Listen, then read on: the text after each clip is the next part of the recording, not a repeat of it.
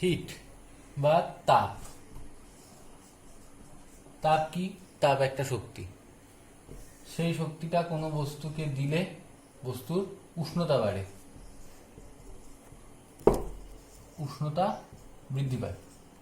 আর যদি বস্তুর থেকে সেই শক্তিটা বেরিয়ে যায় তাহলে উষ্ণতা হ্রাস পায়। তাহলে এটাই হলো তাপ। এখন কোনো বস্তুতে আমি তাপ দিলাম, তাহলে তার উষ্ণতা বাড়লো। আমরা উষ্ণতা তো মাপতে পারি, কিন্তু বস্তুর মধ্যে কত পরিমাণ তাপ আছে সেটা আমরা মাপতে পারি না। শুধু মাপতে পারি কি, কতটা তাপ তার বাইরের থেকে কতটা তাপ তাকে দিয়েছি, তার মধ্যে যে পরিমাণ তাপ গৃহীত হয়েছে, বা যদি সে তাপ বর্জন করে তাহলে কত পরিমাণ তাপ বর্জন করেছি, এই দুটো আমরা মাপতে পারি। তাহলে এই দুটো মাপবার জন্য, এই দুটো যে কোনো একটা মাপবার জন্য যে নীতিটা ব্যবহার করা হয় সেটাকে বলে ক্যালোরিমিটার, ক্যালোরিমিতি বা ক্যালোরিমেট্রি, ক্যালোরিমিতি। তাহলে ক্যালোরিমিতি দিয়ে যখন বস্তুর গৃহীত বা বর্জিত তাপ মাপা হয়, তখন যে নীতিটা প্রয়োগ করা হয় সেটাকে বলে ক্যালোরিমিতির মূলনীতি।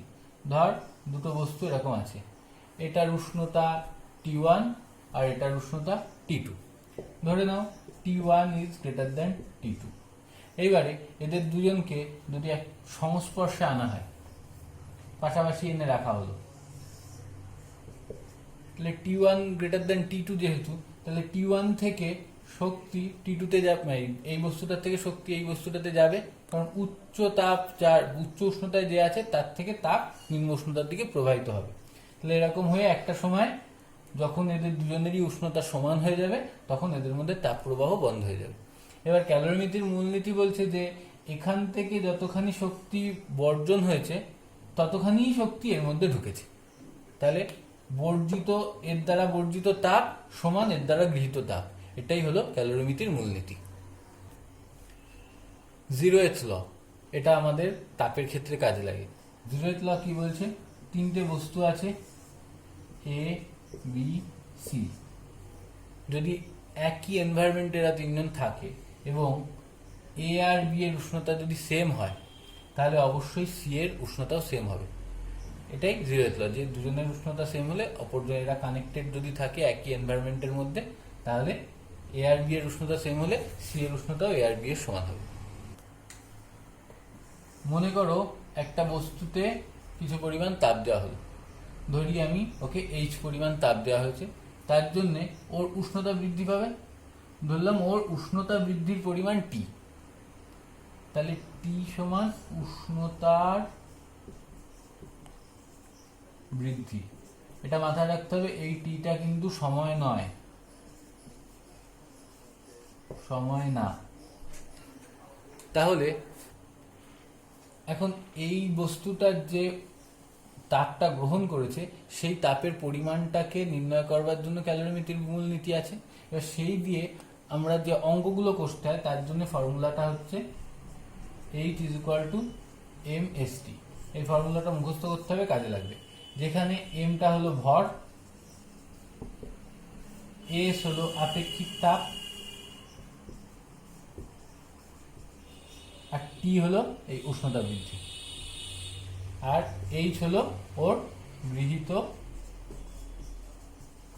বা বর্জিত তাপ, বর্জিত তাপ। H = mST। এখন H = mST, এই ফর্মুলার থেকে কি পাচ্ছি? S সমান H/mt। তাহলে আপেক্ষিক তাপের যদি আমরা সংজ্ঞা বানাতে চাই, তাহলে আপেক্ষিক তাপের সংজ্ঞাটা এরকম আসে যে কোনো বস্তুর একক ভরের উষ্ণতা 1 ডিগ্রি সেলসিয়াস বাড়াতে যে পরিমাণ তাপ প্রয়োজন, তাহলে m সমান 1 আর t সমান 1 ডিগ্রি সেলসিয়াস যদি হয়, এটা হচ্ছে কি বলে mps।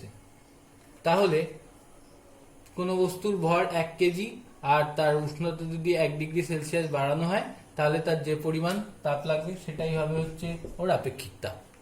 এবার এর একক সিজিএস ইউনিট হয় আর এসআই ইউনিট হয়। CGS unit calorie per gram degree Celsius, আর এসআই ইউনিট হলো জুল পার কেজি কেলভিন। ঠিক আছে, ধরো একটা পাত্রে খানিকটা জল নিয়ে পাত্রটার উপরে একটা ঢাকনা চাপিয়ে দিয়েছি, দিয়ে এখানে ওকে আগুন দিচ্ছি, তাহলে কি হবে, পাত্রটার মধ্যে জল খানিকক্ষণ মধ্যে ফুটতে শুরু করবে, আর তার খানিকক্ষণ বাদে এই ঢাকনাটা কাঁপতে শুরু করবে।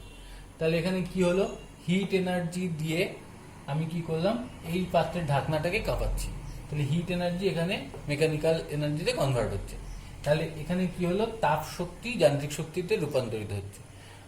জুল বলছেন যে তাপ এবং কার্য এই দুটো পরস্পরের সঙ্গে তুল্যাঙ্ক হিসেবে পরিবর্তিত হতে পারে। মানে কি, যখন এরকম ভাবে তাপ শক্তি কার্যতে রূপান্তরিত হয়, তখন এই যে কৃতকার্যটা হয়েছে, ডাব্লিউ যদি হয় কৃতকার্যটা, এইটা কার সঙ্গে সমান না, এর উপরে যে মোট এখান থেকে যে হিটটা পেয়েছে তার সঙ্গে সমান, এই সমান না, সমানুপাতিক।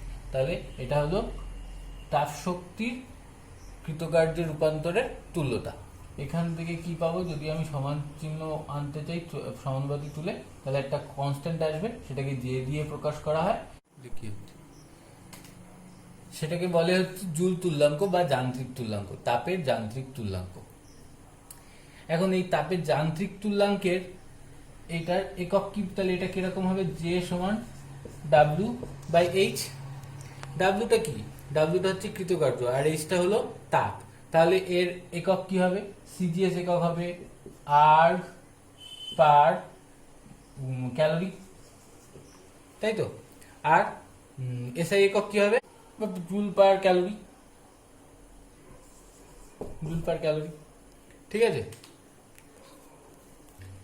এখন এই এখানে যে তাপ দেওয়া হয়েছে তার জন্য কৃতকার্য তৈরি হয়েছে। এবারে যদি উল্টোটা করি, যে কৃতকার্য করে সেখান থেকে তাপ উৎপন্ন করি, সেটার থেকে জুলের এই জুল তুল্যাঙ্কের সংজ্ঞাটা ভালো আসে, যে একক পরিমাণ তাপ উৎপন্ন করতে যে পরিমাণ কৃতকার্য লাগে। তাহলে একক পরিমাণ তাপ মানে এইচ ইকুয়াল টু 1 হয়ে যাবে, তাহলে জে সমান ডাব্লিউ আসবে সেক্ষেত্রে। তাহলে একক পরিমাণ তাপ উৎপন্ন করতে যে পরিমাণ কৃতকার্য হয় সেটাই হলো তাপের জুল তুল্যাঙ্ক। এইটার মান আসে এসআইতে 4.2 জুল পার ক্যালোরি, আর সিজিএস এ আসবে কি 4.2 ইন্টু 10⁻⁷ আর্গ পার ক্যালোরি। লিন তাপ, লিন তাপ কি, কোনো বস্তুকে আমি তাপ দিচ্ছি, তাহলে তার উষ্ণতা বাড়ছে। এবারে উষ্ণতা বাড়তে বাড়তে একটা সময় আসে যখন তরল পদার্থ উষ্ণতা বাড়তে বাড়তে গ্যাসীয়তে পরিণত হয়।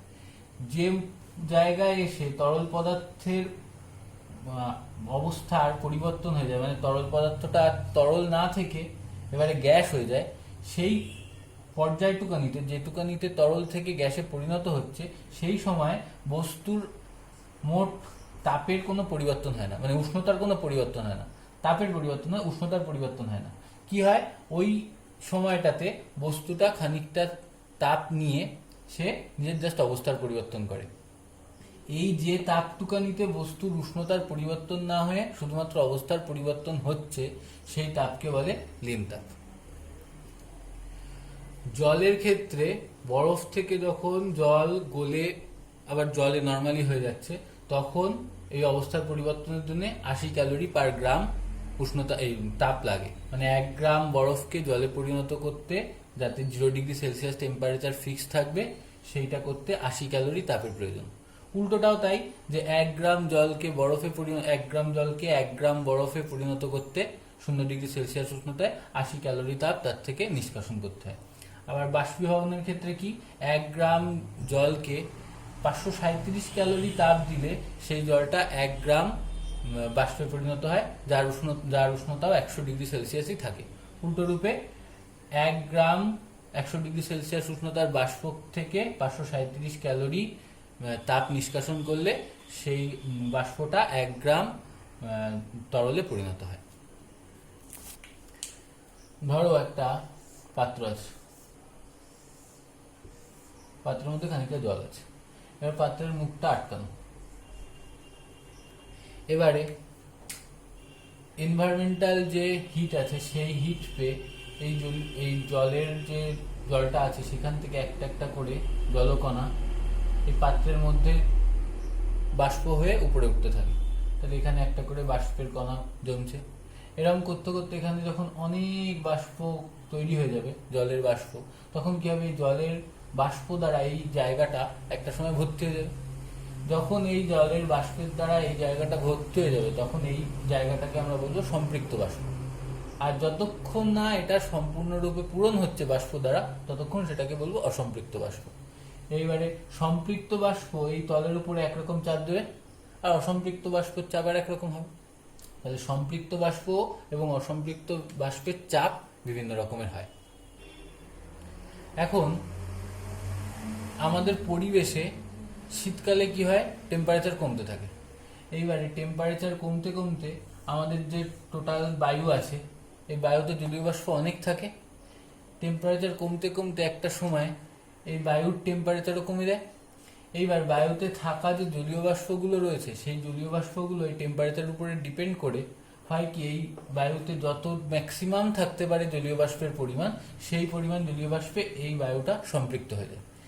যখন এইভাবে কোনো নির্দিষ্ট উষ্ণতায় এই বায়ুটা সম্পৃক্ত হয়ে যায় জলীয় বাষ্প দ্বারা, তখন আশেপাশে থাকা যে বস্তুগুলো আছে যেমন পাথর, ঘাস, এসবগুলো তো ঠান্ডা থাকে এর থেকে, তখন এইগুলোর সংস্পর্শে এসে এই জলীয় বাষ্পগুলো জলকণা আকারে এর উপরে জমা হতে থাকে।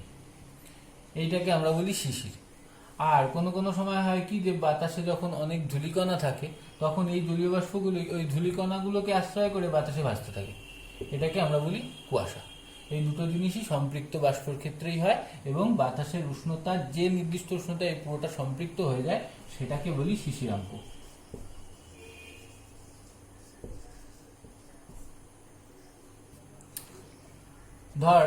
ধরো এটা একটা বস্তু, একে যদি আমি বাইরের থেকে উষ্ণতা দিই তাহলে কি হয়, এর আয়তন বাড়ে। ম্যাক্সিমাম বস্তুর ক্ষেত্রে এই উষ্ণতা দিলে তার আয়তন বাড়ে। কিছু কিছু বস্তু থাকে যাদের উষ্ণতা দিলে আয়তন এই যে বৃদ্ধি পাওয়ার ঘটনাটা একটু অন্যরকম। যেরকম জলের ক্ষেত্রে কি হয়, উষ্ণতা যত বাড়ে, এদিকে যদি উষ্ণতা হয় আর এদিকে যদি আয়তনকে প্লট করি, তাহলে 0 ডিগ্রির আগে মানে -4 ডিগ্রির 0 ডিগ্রির আগের থেকে জলের উষ্ণতার বা বৃদ্ধির সঙ্গে আয়তন কমতে থাকে, কমতে কমতে তারপরে আবার খানিকক্ষণ বাদে গিয়ে উষ্ণতা আবার এই উষ্ণতার সঙ্গে আয়তন বাড়তে থাকে। 4 ডিগ্রি সেলসিয়াস উষ্ণতা পর্যন্ত জলের ক্ষেত্রে উষ্ণতা বাড়ালে আয়তন কমে, তারপরে 4 ডিগ্রিতে সবচেয়ে কম হয় আয়তন এবং এরপরের থেকে আস্তে আস্তে আবার আয়তন বৃদ্ধি পেতে থাকে, নর্মাল স্টেটে আবার ফেরত আসে। এই স্টেটটা একটু আলাদা, এটাকে বলে জলের ব্যতিক্রান্ত প্রসারণ। সবার ক্ষেত্রে এইটুকানি দেখা যায়, জলের ক্ষেত্রে এই পুরোটা দেখা যায়। এবার এই জিনিসটার ক্ষেত্রে আমি যদি আবার এদিকে আয়তন প্লট করেছিলাম, এখন যদি ঘনত্ব প্লট করি এদিকে, তাহলে উষ্ণতার সঙ্গে ঘনত্বের প্লট করি, তাহলে এটা আবার উল্টো পাবো। 4 ডিগ্রিতে ম্যাক্সিমাম ঘনত্ব পাওয়া যাবে। এই ঘনত্বটা কত হয়, 1,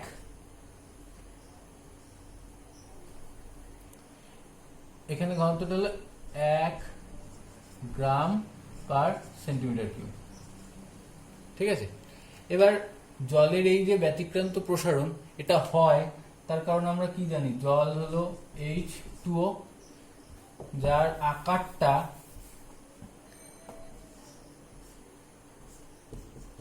এটা জলের আকার। এবার আরেকটা জলের হলে এরকম ভাবে রয়েছে এবং জলের এইখানে একটা হাইড্রোজেন বন্ড থাকে। এই হাইড্রোজেন বন্ডগুলোর জন্যই এরকম ব্যতিক্রান্ত প্রসারণ দেখা যায়। অন্য বস্তুর ক্ষেত্রে এরকম হাইড্রোজেন বন্ড থাকে না, তাই ওদের ব্যতিক্রান্ত প্রসারণ দেখা যায় না। এখন সমুদ্রে যেটা হয়, সমুদ্রের মধ্যে জল আছে, এবার জলের মধ্যে মাছ ফাছ রয়েছে অনেক।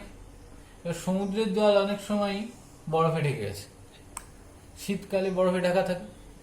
এবার বরফে ঢেকে গেলেও বরফ আস্তে আস্তে পুরোটা কেন জমে যায় না, কারণ জলের ব্যতিক্রান্ত প্রসারণ। ভেতর দিকে জলের উষ্ণতা 4 ডিগ্রির নিচে নামে না, তাই জন্য পুরোটা বরফ হয়ে যায় না। এবং পুরোটা বরফ হয় না বলে ভেতরে 4 ডিগ্রি সেলসিয়াসে থাকে বলে এর মধ্যে যারা প্রাণীগুলো রয়েছে বিভিন্ন মাছ টাছগুলো তারা বেঁচে থাকতে পারে। যদি জলের ব্যতিক্রান্ত প্রসারণ না হতো তাহলে পুরোটাই বরফ হয়ে যেত এবং সব মরে যেত।